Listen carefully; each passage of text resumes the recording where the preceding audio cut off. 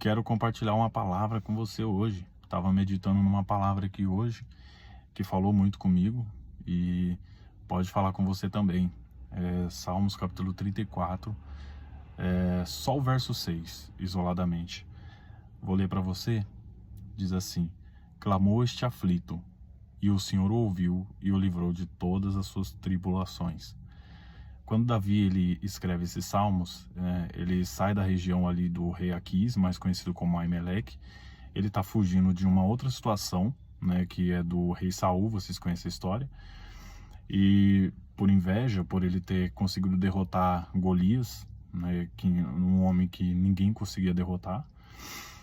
E quando ele está indo em direção à caverna de Adulão, ele acaba de escapar da mão de Aquis, né? Por uma simples situação, ele teve que pensar rápido ali, se fingir de louco e saiu. E Deus deu livramento para ele. E chegando lá na caverna, ele escreve, né? Clamou este aflito. Este aflito é ele, né? Ele passou por uma aflição terrível, um momento difícil que nem ele sabia que conseguiria passar.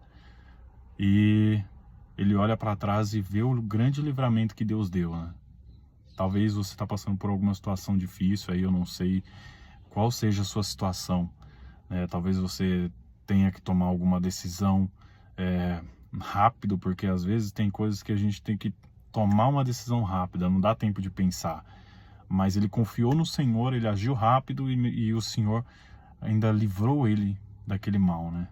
Da mão de Aquis, né? Um homem que poderia aprisionar Davi, né? Poderia ali...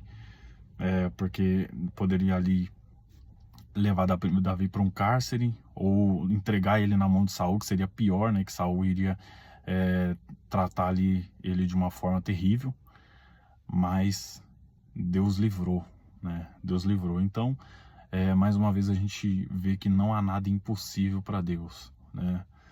Quando a gente clama. Então, se você está com uma situação que às vezes parece difícil, impossível de acontecer, clama ao Senhor, né? Porque o Senhor ele conhece a sua aflição. Davi ele clamou e ele escreveu sobre isso, clamou o aflito, né? O aflito era ele estava aflito naquela situação difícil, não sabia o que fazer, mas ele clamou ao Senhor e o Senhor livrou ele. Chegando na caverna de Adulão, Deus ainda mandou mais 400 pessoas para fazer companhia com ele. Então, Deus ele pode te surpreender, né? Deus ele pode nos surpreender. Não há nada impossível para ele. E se você está num momento de aflição, num momento difícil e precisa, né, de um socorro do Senhor, clama. Clama porque não há nada impossível para Deus. E Ele pode te socorrer.